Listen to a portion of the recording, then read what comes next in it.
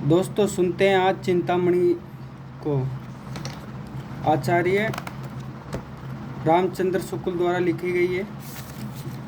इसमें पहला करेंगे भाव और भाव या मनोविकार कि किसी आदमी के भाव या मनोकार कैसे होते हैं। तो पहले चैप्टर से शुरुआत करते हैं। भाव या मनोविकार अनुभूति के द्वंद्व से ही प्राणी के जीवन का आरंभ होता है। उच्च प्राणी मनुष्य भी केवल एक जोड़ी अनुभूति लेकर इस संसार में आता है। छोटे से हृदय में पहले सुख और दुख के सामान्य अनुभूति भरने के लिए जगह होती है। पेट का भरा या खाली रहना ही ऐसी अनुभूति के लिए पर्याप्त होता है। जीवन के आरंभ में इन्हीं दोनों के चिन्ह हंसना और रोना देखे जाते हैं, पर ये अनुभूति बिल्कुल सामान्य रूप में रहती है। विशेष विषयों की और विशेष रूपों में ज्ञानपूर्वक उन्मुख नहीं होती है। नाना विषयों के बोध का विधान होने पर ही उनसे संबंध रखने वाली इच्छा की अनेकता के अनुसार अनुभूति के भिन्न भिन्न योग संगठित होते हैं, जो भाव या मनोविकार कहलाते हैं। अतः हम कह सकते हैं कि सुख और दुख की मूल अनुभूति ही विषय भेद के अनुसार प्रेम, हास, उत्साह, आश्चर्य, क्रोध, भय, करुणा, घृणा इत्यादि मनोविकारों का जटिल रूप धारण करता है। जैसे यदि शरीर में कहीं सुई चुभने से पीड़ा हो तो केवल सामान्य दुख होगा, पर यदि साथ ही ये ज्ञात हो जाए कि सुई चुभने वाला कोई व्यक्ति है तो उस दुख की भावना कई मानसिक और शारीरिक प्रवृत्तियों के साथ संश्लेषित होकर उस मनोविकार की योजना करेगी, जिसे क्रोध कहते हैं। जिस बच्चे को पहले अपने ही दुख का ज्ञान होता था, बढ़ने पर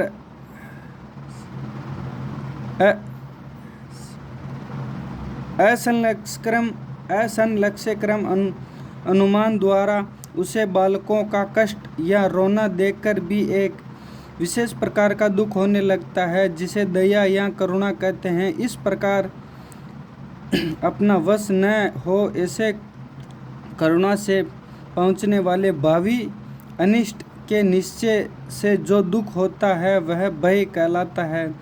बहुत छोटे बच्चे जिसे वह निश्चयात्मकता बुद्धि नहीं होती, भय भी नहीं होता, वहाँ तक कि उसे मारने के लिए हाथ उठाए तो वह विचलित न होगा, क्योंकि वह निश्चय नहीं कर सकता कि इस हाथ उठाने का परिणाम दुख होगा। मनोविकारों या भावों की अनुभूतियाँ परस्पर तथा सुख या दुख की मूल अनुभूति से ऐसी ही भिन्न होती है जैसे रासायनिक मिश्रण परस्पर तथा अपने संयोजक द्रव्यों से भिन्न होते हैं। विषय बोध की विभिन्नता तथा उससे संबंध रखने वाली इच्छाओं की भिन्नता के अनुसार मनोविकारों की अनेक रूपता का विकास होता है। हानि या दुख के कारण में हानि या दुख पहुँचने की चेतना का प्रवृत्ति पता पाने पर हमारा काम उस मूल अनुभूति से नहीं चल सकता जिसे दुख कहते हैं, बल्कि उसके योग से संगठित क्रोध नामक जटिल भाव की आवश्यकता होती है। जब इंद्रियां दूर से आती हुई कलेशकारिणी बातों का पता देने के लगती है, तब हमारा अंतःकरण एवं भावी आपदा का निश्चय करने लगता है। तब हमारा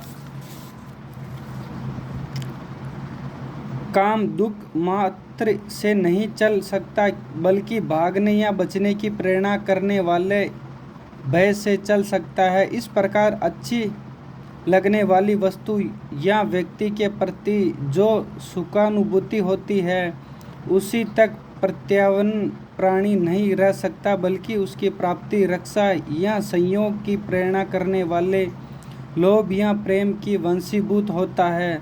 अपने मूल रूपों में सुख और दुख दोनों की अनुभूतियाँ कुछ बंधी हुई शारीरिक क्रियाओं की ही प्रेरणा प्रवृत्ति के रूप में करती है। उसकी भावना, इच्छा और प्रयत्न की अनेक रूपता का स्फुरण नहीं होता है। विशुद्ध सुख की अनुभूति होने पर हम बहुत बहुत करेंगे, दांत निकालकर हंसेंगे, कूदेंगे या सुख पहुंचाने वाली वस्तुओं से लगे रहेंगे। इस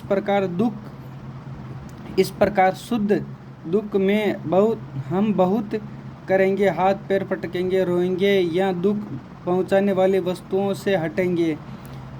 पर हम चाहे कितना भी उछल कूद करें, हंसे, कितना भी हाथ पैर पटक कर रोएं, इस हंसने या रोने का प्रयत्न नहीं कह सकते हैं। ये सुख और दुख के अनिवार्य लक्षण मात्र है, जो किसी प्रकार की इच्छा का पता नहीं देते हैं। इच्छा के बिना कोई शारीरिक क्रिया प्रयत्न नहीं कहला सकती है। शरीर मात्र धर्म के प्रकाश से बहुत थोड़े भावों से निर्दिष्ट और पूर्ण व्यंजना हो सकती है।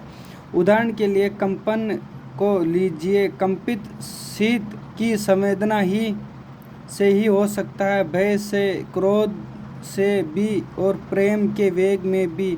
अतः जब तक भागना, छिपना, मारना, झपटना इत्यादि प्रयत्नों के द्वारा इच्छा के रूप में पता न लगेगा, तब तक भय या क्रोध की सत्ता पूर्णतः व्यक्त न होगी। सभ्य जातियों के बीच इन प्रयत्नों का स्थान बहुत कुछ शब्दों से लिया है। मुँह से निकले हुए वचन ही अधिकतर भिन्न भिन्न प्रकार की इच्छाओं का पता देकर भावों की व्यंजना किया करते हैं। इसी से साहित्य मीमांसाओं ने अनुभव के अंतर्गत आश्रय की उक्तियों को विशेष स्थान दिया है।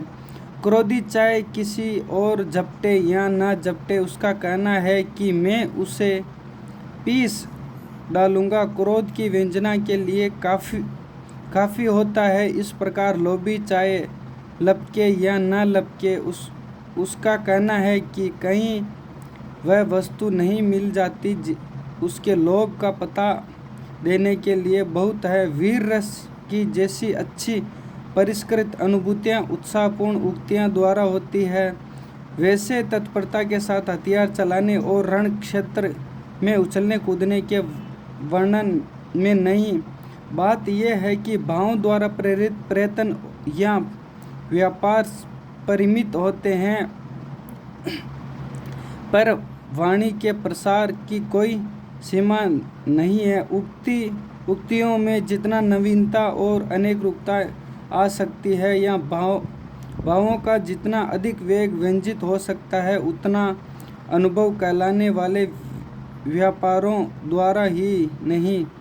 क्रोध के वास्तविक व्यापार तोड़ना, फोड़ना, मारना, पीटना इत्यादि ही हुआ करते हैं, पर क्रोध की उक्ति चाहे जहाँ तक बढ़ सकती है, किसी भी धूल में मिला देना, चटनी कर देना, किसी का घर खोदना, तालाब बना डालना तो मामूली बात है। यही बात सब भावों के संबंध में समझिए। समस्त भाव मानव जीवन में प्रवृत्त भाव या मनोविकार ही होते हैं। मनुष्य की प्रवृत्तियों की तरह में अनेक प्रकार के भाव ही प्रेरक के रूप में पाए जाते हैं। शीत या चरित्र का मूल भी भावों के विशेष प्रकार के संगठन में ही समझना चाहिए। लोक रक्षा और लोक रंजन की सारी व्यंजना का ढांचा इन्हीं पर ठहराया गया है। धर्म शासन, राज शासन, मत शासन,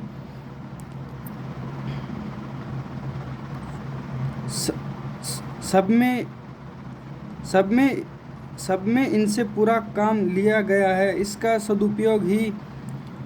सदुपयोग भी हुआ है और दुरुपयोग भी। जिस प्रकार लोक कल्याण के व्यापार उद्देश्य की सिद्धि के लिए मनुष्य के मनोविकार का काम में लाए हैं, उसी प्रकार किसी संप्रदाय या संस्था संकुचित या परिमित भाव से सफलता के लिए भी है। सब प्रकार के शासन में, चाहे धर्म शासन हो, चाहे राज शासन हो या संप्रदाय शासन, मनुष्य जाति के भय, लोभ, काम, दंड का भय और अनुग्रह का लोभ दिखाते हुए राज शासन तथा नरक का भय और स्वर्ग का लोभ दिखाते हुए धर्म शासन और मत शासन चलते आ रहे हैं।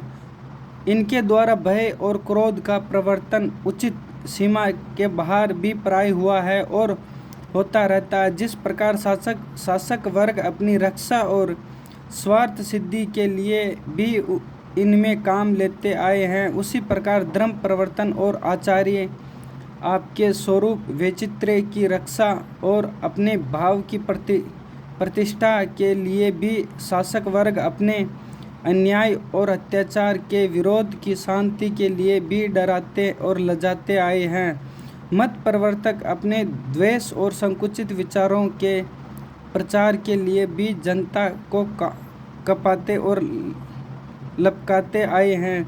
एक जाति को मूर्ति पूजा करते देख दूसरी जाति में मत प्रवर्तक ने उसे गुनाहों में दाखिल किया। एक संप्रदाय को भस्म और रुद्राक्ष धारण करते देख दूसरे संप्रदाय के प्रचार ने उसके दर्शन तक में पाप लगाया।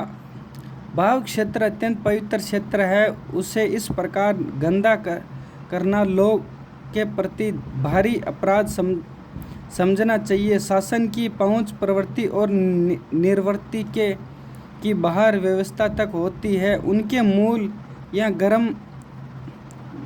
मूल या मर्म तक उसकी गति नहीं होती है। भीतरी या सच्ची प्रवृत्ति निर्प्रवृत्ति को जागृत रखने वाली शक्ति जो धर्म क्षेत्र में भक्ति भावना को जागृत रहती है।